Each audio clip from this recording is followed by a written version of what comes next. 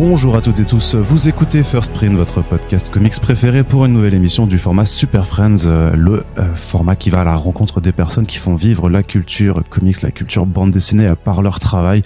Et vous le savez, en ce moment, on est en train de faire une belle exploration des ouvrages parus cette année chez le label 619 aux éditions Rue de Sèvres, et ce qui va certainement être l'un des albums de l'année au vu des nominations dans pas mal de prix récemment. Ça s'appelle Okahei, c'est un énorme pavé de Nayef, et on ne pouvait pas manquer le passage de Nayef sur Paris pour ne pas aller le séquestrer dans sa chambre d'hôtel et faire cette interview avec lui qui adore ça en plus. Donc salut Nayef, merci à toi. Salut, merci. J'espère que tu vas bien et j'espère que cette interview va bien se passer, parce que ce que je te disais un petit peu en off, c'est que effectivement depuis South Central Stories 2014, t'as plus trop donné d'interviews. Est-ce que tu cultives une forme de secret ou juste t'aimes pas cet exercice? Non, on m'a pas sollicité. C'est juste ça. D'accord. Alors, pour les personnes qui te connaissent pas encore ou parce que c'est la première fois que tu viens sur le podcast, on va forcément commencer par des questions un peu bateau, le passage un petit peu obligé. Donc, si tu peux un peu juste te présenter, nous dire comment t'en es venu à la BD. On sait que t'as vécu en Allemagne une bonne partie de ton enfance. Mon père était militaire. Ouais. Et du coup, il a été muté en Allemagne. Donc, j'ai passé une partie de mon enfance, adolescence là-bas. Et après, comment je suis venu au dessin, à la BD. Je me laisse porter, on va dire, c'était pas vraiment un choix, quoi. Après le bac, je savais pas ce que je voulais faire. J'ai passé un entretien pour une école à Nantes. J'ai été pris. Ça c'était fait, donc j'y suis allé. Après, j'avais le choix entre la BD ou l'animation. Mais la BD, ça me paraissait plus simple que l'animation. Donc je suis allé en BD, et puis après, je me laisse porter depuis. Ça a jamais été forcément réfléchi de façon très consciente. Ça jamais. Je me suis jamais dit depuis tout petit, je serais auteur de BD, quoi. Pourtant, t'en as lu beaucoup. Beaucoup, pas tant que ça. À part les classiques Tintin, Lucky Luke quand t'as moins de 10 ans, quoi. Et après c'était les mangas Dragon Ball. Et après, c'est à l'école où j'ai redécouvert le franco-belge et le comics, quoi.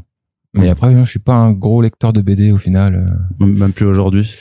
Ouais, je dois acheter une dizaine de BD par an, quoi. Mais après, j'ai pas un grand appart, donc faut que je les stocke. Donc effectivement, c'est toujours un petit problème, mais surtout quand tu fais des albums en plus de la taille du tien là, tu peux pas en avoir plus que une cinquantaine, ça commence déjà. Moi, je vais à la bibliothèque et puis après voilà, quoi. D'accord. Est-ce que tu peux un peu aussi nous dire comment t'en es venu? Enfin, déjà tu dis que tu préférais la BD à l'animation parce que ça te paraissait plus simple. C'est quoi ce qui te paraissait plus simple exactement? En fait, moi, on me disait surtout qu'il fallait être bon en perse en animation. Et la perspective, c'est un truc que j'aime pas trop. Je trouve ça. D'ailleurs, c'est pour ça que je fais un western aussi, quoi. C'est que j'ai pas de ligne de fuite, de rue, d'immeuble, donc c'était juste ça. Il y a moins de perspective en BD, c'est plus graphique, il y a plus de liberté, donc je vais aller là-bas, quoi. C'est plus tranquille, quoi. Toujours le défaut, par défaut, quoi. Ouais. Ok, par défaut. Ça t'a pris longtemps de trouver un peu ton style qui continue d'évoluer, qui continue de mûrir, mais on le reconnaît quand même au fil de tes albums. Moi j'ai eu beaucoup de mal à me fixer, en fait, depuis le début. Genre, je sais pas, je vais voir Winchloose, j'adore. Je dis, c'est ça que je vais faire. Et après, je vais voir Otomo, juste à l'opposé. Je dis, c'est ça que je veux faire. Et en fait, j'essaye à chaque fois de concilier toutes ces influences. Et au final, j'ai perdu pas mal de temps avant de me fixer vraiment à ce que je voulais faire. Même à un moment, je voulais faire du cartoon. Et puis après, ça marche pas. Enfin, c'est pas naturel pour moi, c'est pas mon trait. Donc maintenant, c'est bon. Je crois que je suis fixé. Je vais rester là-dessus. Mais au final, ça m'a pris du temps. Et puis, ça me fait perdre du temps, surtout. Ouais. Ça fait peur parce que t'as dû retravailler des choses. Il y a des choses que tu retravailles beaucoup. Je prends plusieurs directions. Au final, je m'investis pas vraiment dans chacune des directions. Donc, je suis un peu pas trop mal, un peu partout, mais jamais bon quelque part au final. Donc maintenant, j'ai décidé de prendre cette direction et je m'y attelle, quoi. Et tu t'y tiens. Ouais. T'avais fait un fanzine avec des potes qui a duré que 7 numéros. Ça, j'ai pu alors 7, je sais plus, peut-être... 7, j'en suis sûr, ouais. Ouais, 7. Ouais, c'est ce que tu disais. Il y a un numéro de 10 qui devait sortir pour les 10 ans, mais il y a 5 ans. Donc, mais on réfléchit toujours à le sortir pour les 10 ans, mais ce sera dans 15 ans, quoi. Mais c'est comme ça, en fait, que t'as commencé vraiment à dessiner après tes études, alors? Oui, c'est ça, ouais. À monter un fanzine, ça s'appelait Le Chat qui pue. Et on était 4, 5, 6 à l'époque. Et on a sorti 7 numéros à Nantes. On faisait du live painting aussi. Puis maintenant, on travaille pour le Hellfest avec ce groupe. Quoi. D'accord. Et c'est comme ça que tu as pu rencontrer alors Ankama avec le projet Dofus Monster. Ouais, mais non, ça c'était en fait, j'ai un pote du Chat qui pue qui lui allait bosser comme Cara Design sur Wakfu. Ouais. Et en fait, c'est lui qui m'a dit que Ankama cherchait des dessinateurs pour Dofus Monster. Et moi, j'avais fait un crédit à la banque pour payer mes études, donc il fallait que je le rembourse. Et j'étais à un moment où je me disais, c'était soit la BD, soit la marine. Donc, ce qui n'a pas grand rapport. Ouais, je sais, mais moi, j'avais envie d'être marin. Je me disais, ouais, je serais sur un bateau, j'encaisse mon salaire, quoi, ma prime, et après, je la mets de côté, et puis après, j'ai pas de loyer à payer, tout ça. Donc après, hop, je rembourse mon crédit, puis je suis tranquille, quoi. D'accord, ouais. Très pragmatique, comme ça. Mais tu t'es quand même tourné vers le dessin plutôt, alors. Après, j'ai tenté, du coup, le Dofus Monster. Ça a été pris. Et puis après, voilà, c'est comme ça que j'ai rencontré Ron. Ron a vu mon dessin aussi, donc, du coup, voilà, j'étais en contact avec le label, comme ça aussi. Ça te faisait quoi quand t'as été publié pour la première fois alors par une vraie structure de maison d'édition? Pas grand chose. Enfin, j'étais content parce que c'était un pim. Après Dofus, c'est pas du tout mon univers, donc au final, je l'ai sorti, mais moi c'était en plus au final pour payer mon. C'était alimentaire. Là, tu penses que c'était plutôt alimentaire. C'est quand même vachement mieux ça que. Bon, la marine, ça avait l'air sympa aussi, quoi. Alors, tu peux un peu, nous voir comment t'as été mis en contact avec Ron et comment t'as intégré le label très rapidement à ses débuts, au final, hein. Après, moi, je l'ai intégré vraiment au Doggy Bags Mexique, le 3. Mais ouais, j'étais en contact avec Ron, depuis le Dofus, quoi. Après, j'avais fait ce goût aussi. C'était sur le label Araignée. Et ouais, c'est vraiment que après, où j'avais fait un projet, je voulais adapter le Maître et Marguerite en BD. Moi, j'étais jeune et débile, quoi, parce que, c'est un boulot pas possible, quoi. Maintenant que j'y repense, je me suis dit, putain, jamais j'aurais pu faire ça, au final. Et j'avais envoyé un dossier, et Ron avait vu, dedans, il y avait une scène où, il y a une scène de distorsion de l'espace, d'une chambre, et ça faisait écho avec son histoire sur le Mexique. Dedans, il y avait aussi cette scène-là. Et donc, il m'a proposé, cette histoire, quoi. Pour Doggy Bags 3. Et puis, c'est comme ça que je suis rentré au label, quoi. Mais tu connaissais un peu leurs travaux avant, tu suivais un petit peu, ouais. Et puis Moutafoukaz, ouais. D'accord, ouais. C'était quoi qui te plaisait alors là, enfin, parce que même si tu dis qu'a priori tu te laisses porter et que tu choisis pas forcément de toute façon très consciente, il y a quand même quelque chose qui t'a attiré dans cette façon de faire de la bande dessinée. Ouais, moi c'est Moutafoukaz, je me souviens, je l'ai vu, c'était dans la librairie Album à l'époque à Nantes, qui a disparu pour les Nantais. Et ouais, j'ai vu ce truc là, Moutafoukaz, format comics, hyper épais. Et puis ça ressemblait à rien de ce qu'on voyait dans la BD, à l'époque, quoi. Donc je me suis dit j'aimerais bien bosser avec eux, quoi. Et Doggy Bags aussi, tu les prenais. Doggy Bags, c'est pareil. J'ai vu le premier, j'ai eu l'image, l'histoire de Guillaume Singelin avec les bikers. C'est vrai, ça m'a pris une grosse claque aussi, quoi. Le premier Doggy Bags, je me dis putain, j'ai encore du boulot, quoi.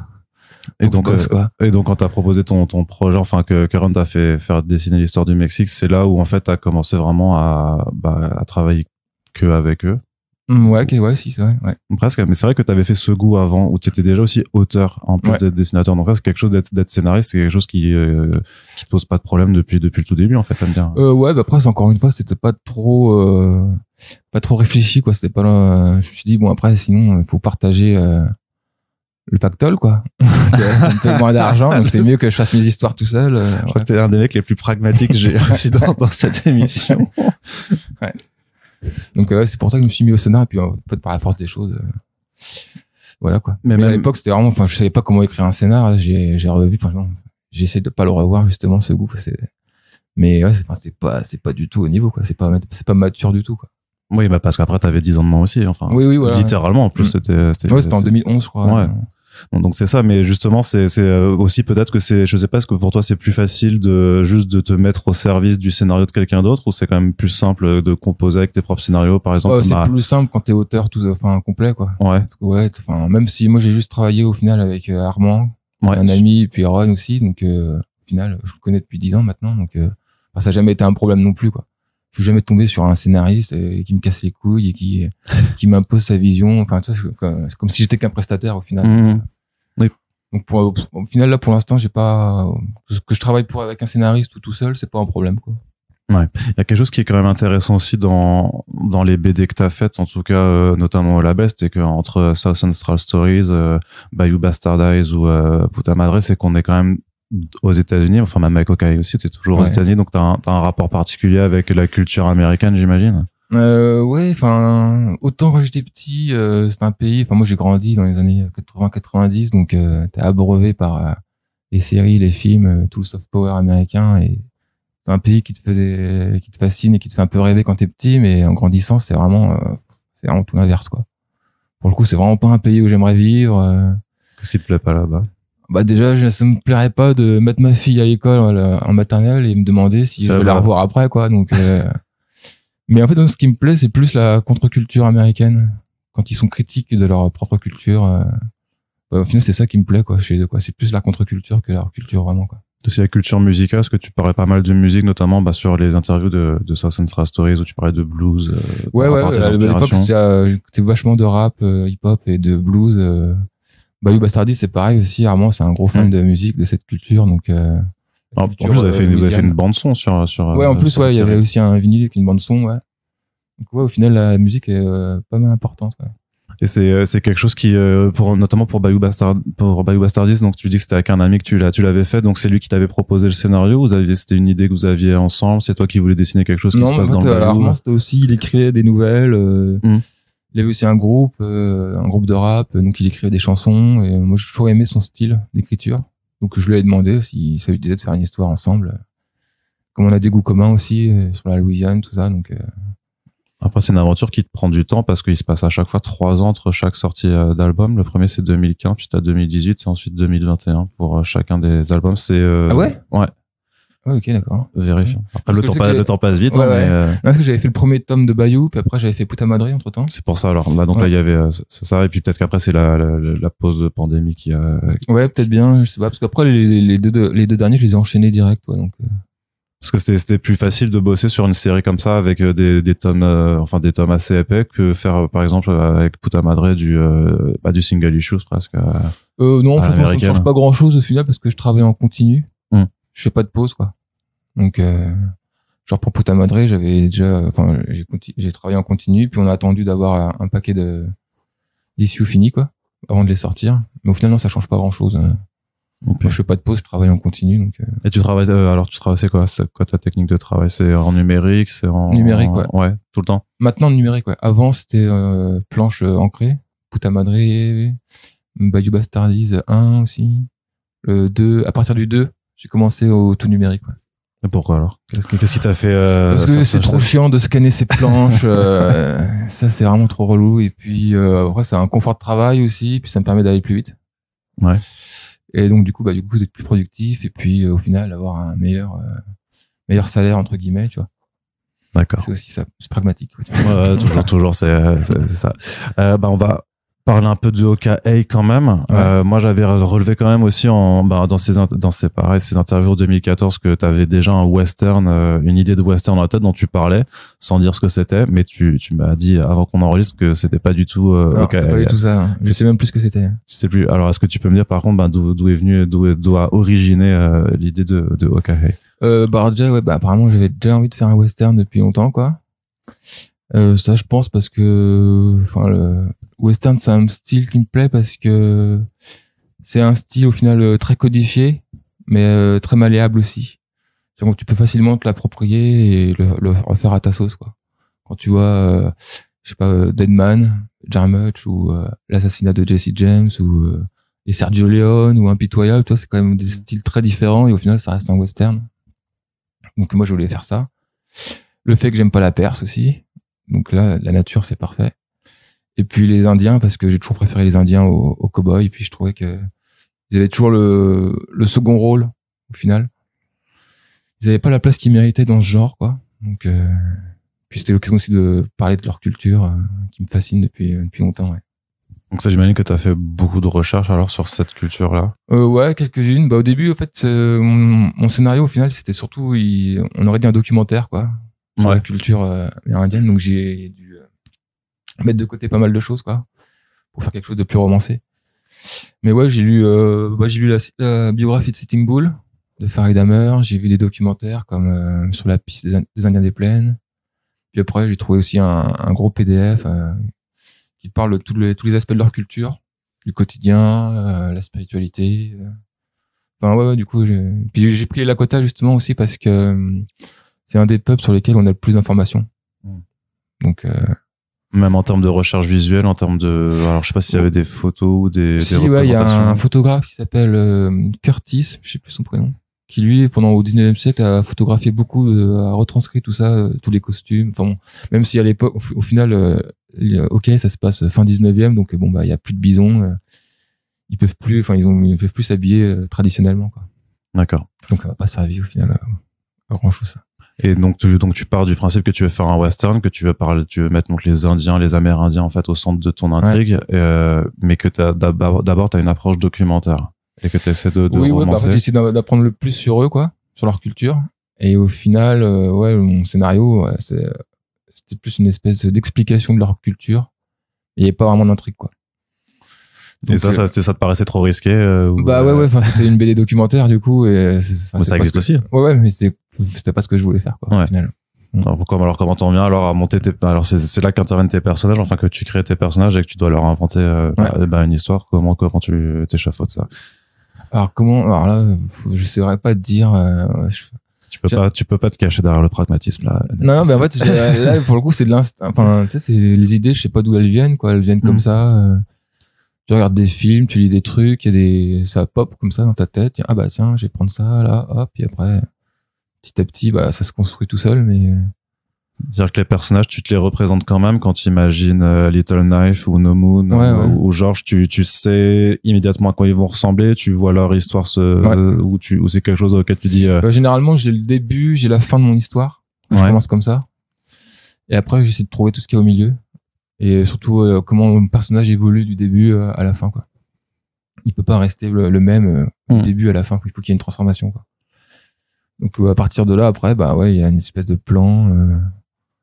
Je sais pas comment t'expliquer. C'est vraiment quelque chose qui se construit petit à petit. Moi, généralement, en fait, j'ai plein d'idées. Je note plein d'idées pendant peut-être un an. Ouais. Donc, je réfléchis à ça un peu tout le temps, quoi. Ça me vient. Et une fois que j'ai pas mal d'idées, je me mets à ma table et puis j'écris tout le scénar comme ça, quoi. Donc tu l'écris quand même. Hein. Enfin, t'as un document de script quelque part qui traîne. Ah oui, non, je l'improvise pas. Ouais. Je crois que c'est Manuel Effior qui fait ça. Je sais pas comment. Il se met à sa table et puis il dessine. Il improvise. J'avais lu ça, mais bon. Ou tu pourrais avoir ton script dans ta tête et te dire je sais ce que je veux dessiner, je sais comment je veux raconter. Après bon, c'est sûr que quand t'es sur un ouvrage de 200 et quelques pages, peut-être que c'est pas aussi évident. Non, moi je préfère faire une BD de 200 pages je trouve ça plus facile qu'une BD comme Doggy Bag de 30 pages, quoi. Ah ouais? Ouais. Et pourtant là-dessus, tu t'étais pas imposé de limitation, là j'ai tout écrit. Après j'ai découpé en planches, quoi. J'ai vu que ça faisait 220 planches. Après j'en ai parlé à Aaron au label, quoi. Il m'a dit ouais, ok, pas de problème, c'est comme ça, quoi. C'est ça qui est bien aussi. Ouais, c'est la liberté que tu peux avoir. Ils m'ont pas dit non, on va découper ça en 5 tomes. Non, du coup on se retrouve avec une grosse brique de 200 planches. Mais parce que ça t'aurait pas, au pire ça t'aurait pas dérangé, parce que toi t'aurais dit pour le coup, moi je voulais vraiment avoir ma grosse BD. Moi en tant que lecteur, je préfère les one shot que les séries, donc je préfère avoir toute mon histoire d'un coup comme un film plus qu'une série, quoi. Ce que j'allais dire, avec ton pragmatisme, que t'aurais juste dit moi je m'en fous, je dessine pareil et puis après c'est vous qui découpez, qui gérez le truc. Moi je voulais vraiment avoir cette espèce de BD objet, vraiment avec en plus la qualité de fabrication du label, donc qui est quand même faudra revenir dessus aussi. Alors donc on parle de la BD de l'histoire, donc Georges, ce gamin qui est recueilli un peu malgré lui en fait par un trio donc deux Indiens et un blanc en fait, dans une histoire de vengeance en fait, qui cherche à se venger. La vengeance, ça c'est quand même un thème assez central là-dedans, puisque ça fait même partie, en fait tu l'expliques, de la culture en fait, la Lakota. Donc c'était quelque chose que tu voulais mettre au centre de ton récit. Même c'est un western, je crois que tu regardes la plupart des westerns, c'est une histoire de vengeance, donc c'était dur de tu dis en même temps que c'est malléable, donc oui, mais après tu peux parler de la vengeance sur différents aspects, différents thèmes, c'est surtout ça, quoi. Mais oui, la vengeance, c'est central, d'après ce que j'avais vu, c'est central dans la culture Lakota, ouais. Un peu une question d'honneur, quoi. Et en même temps, t'en profites aussi pour parler d'appropriation culturelle, puisque Georges a été élevé par d'acculturation. Enfin, d'acculturation, pardon. D'acculturation, puisque Georges donc est un Indien, mais qui a été élevé par un blanc, et on le force, en fait, on lui fait lire la Bible et on l'essaye de lui faire avoir. C'est un programme qui était mis en place par le gouvernement à l'époque pour que les Indiens, que la culture indienne disparaisse, quoi, vraiment pour tuer leur esprit. On leur coupait les cheveux, on les habillait comme des blancs, on les forçait à être des cultivateurs, quoi, des agriculteurs. Ouais, on les transformait en blancs, quoi, du coup, ouais. Et ça, c'est quelque chose que tu voulais vraiment mettre dans l'histoire aussi. C'est comment, en fait, tu fais pour, mêler justement les thématiques que tu veux mettre dans ta bande dessinée par rapport au fait qu'elles doivent pas prendre forcément le pas sur l'histoire, qu'elles doivent bien s'y mettre dedans de façon équilibrée. Moi, après, tout passe par les personnages, quoi. C'est eux qui font vivre l'histoire et qui le font avancer. Tout repose sur eux, quoi, plus que sur les péripéties.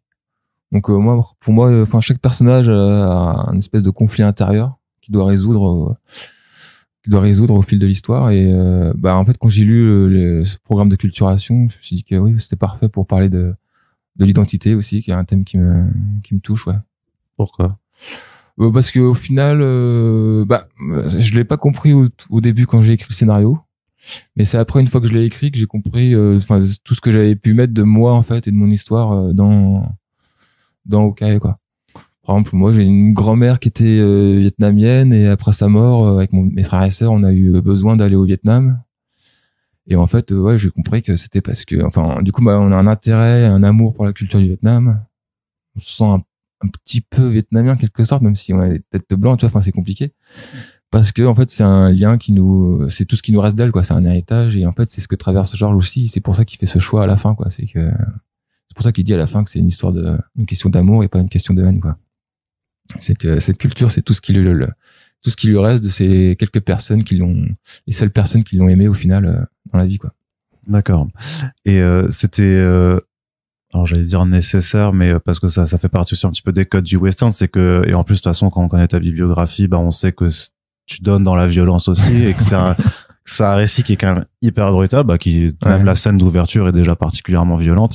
Ça, il y avait c'est quelque chose aussi qui fait partie de ton essence artistique, on va dire, un peu. Je me rends compte, pareil, a posteriori, que il y a toujours cette violence que j'essaie de comprendre. Alors après, je sais pas, faudrait que j'aille voir un psy pour peut-être que tu l'exorcises. Peut-être que je sais pas. Après, moi, pour faire mon psy à 2 balles, mais du coup, j'ai grandi en Allemagne. Et pendant un voyage jusqu'à Berlin, on a visité 2 camps de concentration avec mes parents. Et moi, j'avais 10 ans à l'époque, donc mon univers, c'était Dragon Ball et Tortue Ninja. Et puis là, tu vois les images, les photos, les fours. Donc je pense qu'il y a une petite part d'innocence qui est partie à ce moment-là, quoi. Tu vois ce que peut faire le pire à l'être humain, donc ça a peut-être joué après pour. Ouais, parce qu'à 10 ans, je sais pas si t'arrives à le conscientiser forcément non plus. Oui, non, de toute façon, après, le pire, c'est que moi, j'y vais encore en Allemagne et je faisais pas la différence entre les nazis et les Allemands, quoi. Après, je détestais les Allemands, j'ai refusé d'apprendre leur langue au collège, au lycée. J'ai eu 3 au bac, je faisais rien. Donc, je pense que ça a dû jouer, quoi. D'accord, ok. On est tous déterminés par notre environnement, donc. Ouais, donc forcément, ça se ressent, mais après, pareil, tu vas pas forcément le réfléchir. Oui, voilà, ça ressort comme ça, au final. Et parce que tu décides quand même de donner la mort à pas mal de personnages qui évoluent dans cette BD, parfois même de façon ultra cruelle, où on s'y attend pas, et tu fais souffrir tes lecteurs aussi quand tu fais ça. Oui, c'est peut-être parce que je suis un peu sadique, c'est pour ça. Mais ouais. Après, c'est un western, hein, donc y a pas de civilisation, c'est des espaces sauvages. C'est les instincts primaires, c'est les affects qui dominent plus que la raison. Donc, puis la mort, c'est ça, quoi. Ça vient à tout moment.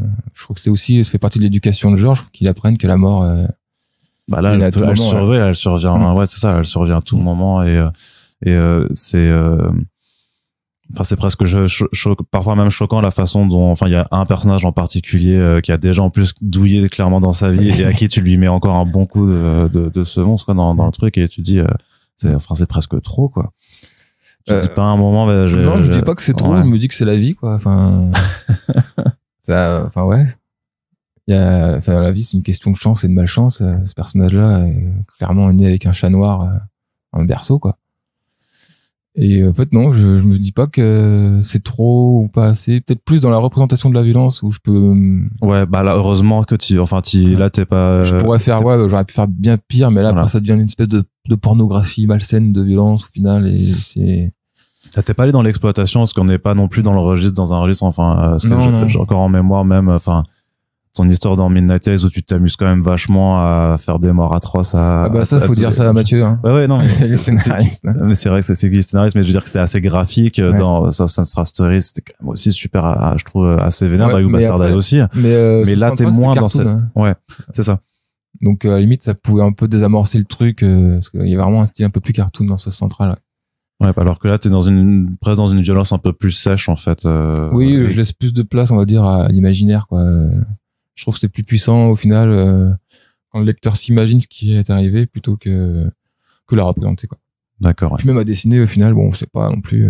C'est pas ce que tu préfères. Non. Parce que c'est quoi ce que t'as préféré faire là-dedans? Enfin, tu disais que t'aimais pas les perspectives, donc la nature c'était parfait pour toi. Ouais. Bah après les paysages c'est galère aussi, non? Oh non, c'est beaucoup moins galère qu'une ville par exemple. Hein. Là, un paysage ça va fonctionner en plan, t'as un premier, un deuxième, un arrière-plan et après, tu peux y aller. Enfin, tu travailles vachement à l'instinct aussi dans la construction de la nature. Tu vois, de toute façon, la nature, c'est anarchique. Il y a pas de ligne droite, donc tu peux pas faire au final vraiment d'erreur, quoi. Si tu gères bien tes plans, ça fonctionne. Alors qu'une ville, où voilà, il faut tracer tes lignes de fuite, mettre les fenêtres. Enfin, c'est une galère, c'est rébarbatif. C'est pas du tout ce qui te plaît. Non, c'est pas du tout ce qui me plaît. Hein. Et alors, dans le western aussi, c'est un détail, tu vois, mais il y a des chevaux. Ouais. Et je sais d'expérience qu'il y a beaucoup de gens les dessinateurs disent que c'est la guerre. Que c'est super galère à dessiner les chevaux, mais toi, ça n'a pas du tout été un problème. Non, moi je préfère dessiner les chevaux que les voitures. Ouais, c'est souvent les deux trucs. Les voitures, c'est un enfer. Et les chevaux, après, moi j'ai placé mon histoire dans les hautes plaines, donc il y a des hautes herbes. Donc déjà, ça met rien que sur la couve, là, il n'y a pas les sabots. C'est vrai. Quand ils galopent, il y a de la fumée, donc. Au final, t'apprends juste à dessiner la moitié du cheval, la moitié haute, et puis après, tu peux t'en sortir. T'es un vrai escroc, en fait. Il y a plein de petits trucs de dessinateur comme ça. Ouais, des astuces dont on se rend pas compte, du coup.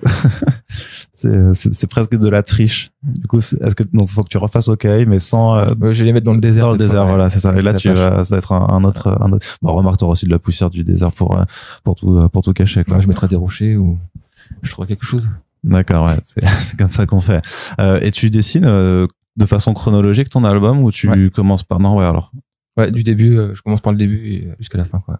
D'accord. Et il y a jamais un moment où tu t'es dit que tu voulais faire une scène qui te plaît plus ou pas, ou parce que parfois tu peux te dire aussi en avançant, surtout quand tu fais un travail aussi long, que parfois t'aimerais revenir sur le début et changer des choses? Non, généralement je fais du début, par contre là t'as raison, c'est que je commence du début à la fin. Mais comme c'est une longue pagination, le dessin entre les premières planches et les derniers, en fait, il y a un petit changement. Enfin, au fil du temps, tu te perfectionnes, le dessin s'affine. Donc après, il faut retravailler aussi les petites retouches à la fin du travail, où je retouche toutes les planches, toutes les petites imperfections qu'il peut y avoir pour corriger. Ouais. T'avais de la relecture par Run ou c'est Mathieu et Run qui ont fait la relecture, et qui m'ont vachement aidé sur les dialogues, la tournure des phrases, tout ça, ce qui allait pas. C'est super important. Parce que là, c'est quelque chose sur lequel il y a encore, tu penses que tu peux aussi encore progresser, alors c'est chiant d'écrire des dialogues, non, moi, j'aime bien. Mais après, c'est surtout les tournures de phrases. Et en fait, moi, quand tu dessines, au final, j'ai assez peu de recul sur mon travail à l'évaluer. Et c'est pour ça que les éditeurs sont super importants, parce que c'est les premiers lecteurs. Et puis, en plus, ils ont un œil de dessinateur et d'auteur. Donc, ils sont auteurs et éditeurs. Donc, c'est très important, ouais. Et ça se passe comment techniquement? C'est-à-dire que tu leur montres, qu'une fois que t'as fini, ou c'est justement moi j'envoie les planches au fur et à mesure. Ouais. Et puis à la fin, ils font une relecture complète, quoi. Puis ils me disent, les retouches à faire, tout ça. Ouais. Et tu sentais que, du coup, il y a eu des changements importants à faire pendant que tu faisais OK? Est-ce que le OK qu'on lit aujourd'hui est très différent de celui que t'as présenté au fur et à mesure? Non. Enfin, c'était surtout dans c'est les petits trucs genre des faux raccords ou après les tournures de phrases. Mais si, il y a Mathieu par exemple qui m'a conseillé quand même à la fin, parce que la fin elle devait se finir sur le tronc d'arbre, et il m'a conseillé quand même d'avoir donné plus d'ampleur à la fin, Tu vois, sur une pleine page, par exemple. Et donc, ouais, c'est là où j'ai rajouté, par contre, les 2 dernières pages, ouais. D'accord. C'est sur les conseils de Mathieu, ouais. Avec le cri qui va de l'avant, qui donne le nom de l'album aussi. Ça aussi, c'est la question un peu bateau, mais du coup, pourquoi l'intituler comme ça? Parce que c'est le cri de guerre et que ça veut dire en avant et que ça veut, au final, c'est très simple, mais ça veut dire aussi beaucoup de choses en fonction du contexte, quoi, en fonction de Georges, voilà, quoi. Sans spoiler, à la fin, malgré tout, il faut avancer. De toute façon, c'est un peu je crois, la leçon qu'on en tire au final, c'est que, enfin, c'est leur cri de guerre, c'est en avant, mais c'est dire que c'est la morale, c'est il faut aller de l'avant.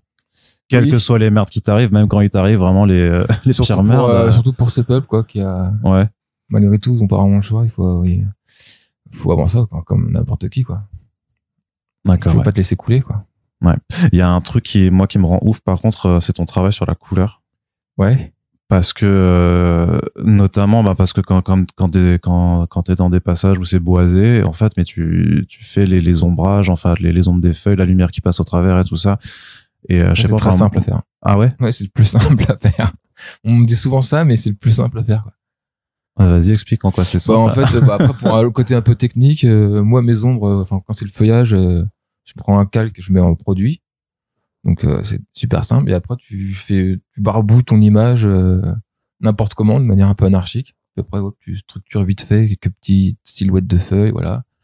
Et puis, hop, c'est bon. T'as ton ambiance feuillage, quoi.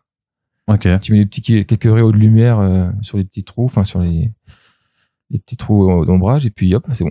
Ça prend vraiment, c'est le plus rapide et c'est le plus simple à faire, quoi. Alors c'est quoi qui est le plus difficile? En couleur? Ouais. Comme ambiance, peut-être c'est les ambiances de nuit, moi je trouve. Pour faire autre chose que du bleu ou enfin, le truc un peu classique, on va dire, ouais, c'est le plus compliqué. D'accord.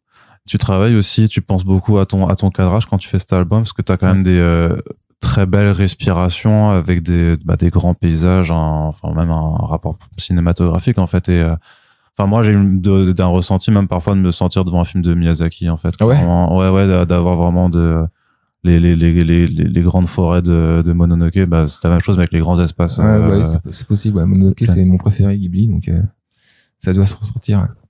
Et c'est quelque chose que tu penses, que j'avais aussi vu dans une interview, que toi ce que tu préfères en fait limite c'était la phase de storyboarding et de découpage en fait plus que de dessin. La mise en scène, ouais, c'est ce que je préfère, quoi. Après moi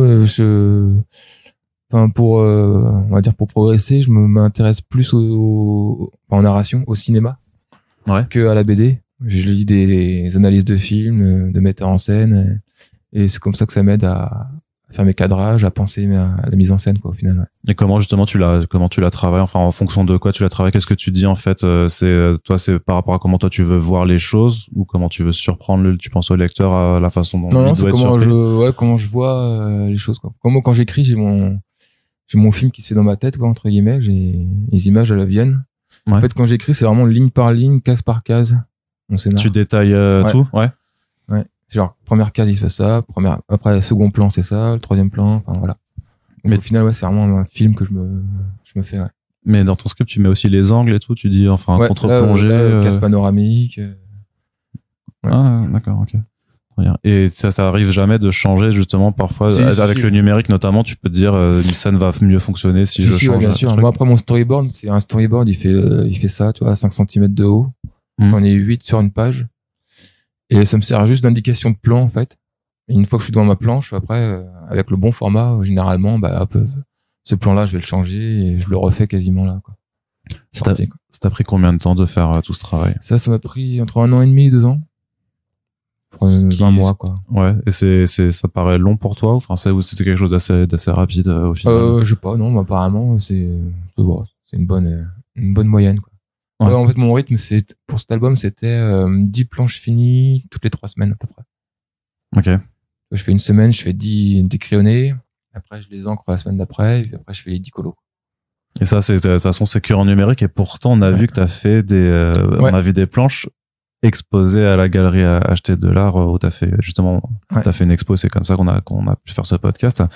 Donc, t'as quand même fait quelques planches, en fait. Ouais, j'en ai fait 22, Ludo, le galeriste, m'avait demandé avant, ce serait pas mal de faire une vingtaine de planches, parce que il y avait une expo 619 où j'avais des planches de Puta Madre qui étaient exposées. Et puis bon, elles sont toutes parties. Il y a 3 ans, en 2019, je crois que c'était. Et elles sont toutes parties, donc je me dis c'est peut-être ça vaut le coup. Il y a peut-être un petit business à se faire de ce côté-là. Ouais.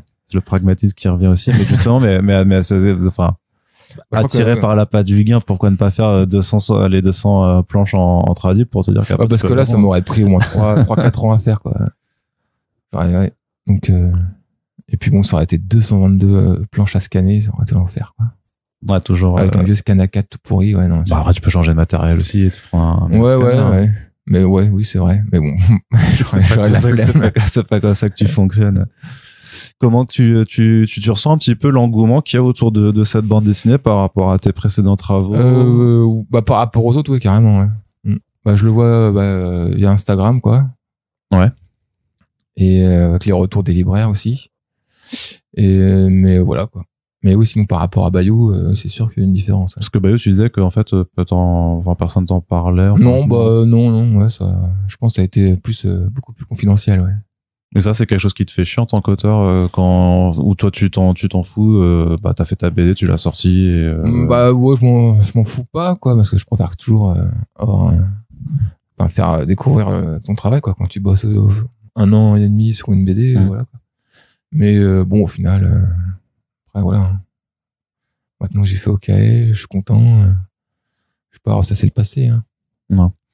Mais là, par rapport justement avec les retours libraires, avec les retours des lecteurs, ça, tu ressens quelque chose d'un peu plus alors sur. Oui, il y a vachement plus d'engouement. C'est que même que toi, je sais pas en tant que, enfin, ce que tu dis, c'est une forme d'accomplissement. Non, moi je me dis pas ça. Enfin, je me dis plutôt, c'est super, mais maintenant la prochaine, il va falloir que je fasse aussi bien, quoi. C'est que là tu vas avoir, parce qu'en plus on a déjà vu, là on enregistre le podcast, il y a eu des nominations au prix Landarneau pour le Grand Prix critique de la CBD.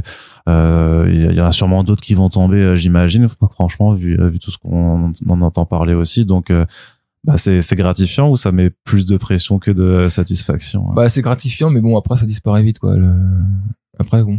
Moi, j'ai tendance à toujours me projeter sur le futur, donc, et donc à angoisser, donc, là, ça change pas. Donc, c'est une case de cocher, quoi. Ouais. Mais après, ouais, il faut penser au prochain, quoi, surtout, ouais. En allant de l'avant, du coup, comme tes personnages. Oui, voilà. Tu peux nous parler un petit peu de ton prochain projet, un petit peu? Le prochain, ouais, pour l'instant, c'est... Parce que tu souffles pas, au final, j'imagine que t'es déjà au travail dessus? Ouais, là, je suis sur le storyboard, ouais. Ouais, c'est ça, c'est que la BD à peine sortie que tu... moi, charbonne, les planches, je les ai finies en mai, je crois, donc ça te laisse le temps. En fait, c'est vrai que nous, on n'a pas la même temporalité par rapport à toi D'accord. Vous découvrez, du coup, l'album, quand moi, j'ai déjà... Toi, t'es déjà passé à autre chose, en fait, t'es plus du tout dans le truc. Et non, le prochain, ce sera sur inspiré de l'univers de Peter Pan. Ok. Dans un univers un peu, on va dire, pour les connaisseurs, Gummo, le film d'Harmony Korine. Alors, je l'ai pas vu. Ou alors Les Bêtes du Sud Sauvage. Ok, ça me dit quelque chose, ouais. Voilà, cette espèce d'univers un peu campagne trash, on va dire. Un peu punk onirique. Si je dois pitcher le truc. Toujours au label 619. Ouais, toujours au label, ouais. Très bien. Bah écoute, Nayef, j'espère que c'était pas trop chiant comme pour toi comme exercice. Très bien. Et je vais te remercier du temps que t'as pris avec nous pour nous parler de OKA, donc qui est disponible en librairie pour la somme de 22,90 €. Donc au label 619 Fruiter. En plus, c'est vrai que gros bouquin, pas cher franchement par rapport au prix. Pareil, enfin c'est vrai que sur après c'est avec Yuck aussi que vous faites tout ce qui est direction artistique et femmes, mais c'était toi qui voulais le dos toilé. Non, ça je laisse faire. Tu laisses faire. Ouais. Toi, tu t'en occupes pas du tout de. Toi, tu voulais quand même juste ton gros bouquin. Ouais, voilà. Mais après je fais confiance complètement à Yuck et Tony qui s'occupent. Et donc on s'attend aussi à un autre gros bouquin alors pour le prochain ton projet. Non, je crois que ça sera plutôt un c'est un one shot, ouais. Ça sera un shot. 190 planches, je crois. Ce qui est déjà pas mal aussi, effectivement. Oui, mais c'est la norme au label. D'accord. C'est la moyenne. Merci beaucoup, Nayef, d'avoir été avec nous. On vous rappelle que si vous appréciez ces podcasts et le travail des personnes qui viennent pour le présenter, faut le faire savoir. Donc, partagez cette émission un petit peu partout sur les réseaux sociaux, sur Twitter si ça existe encore à l'heure où on met ce podcast en ligne. Voilà, faites découvrir OKA, faites découvrir le travail de Nayef et du label 619. Et puis, on se dit à très bientôt pour la suite de nos prochains podcasts, puisque après on va parler de The Midnight Order avec Mathieu Bablet, je crois bien. Merci de nous avoir écoutés et à bientôt pour la suite. Salut. Salut.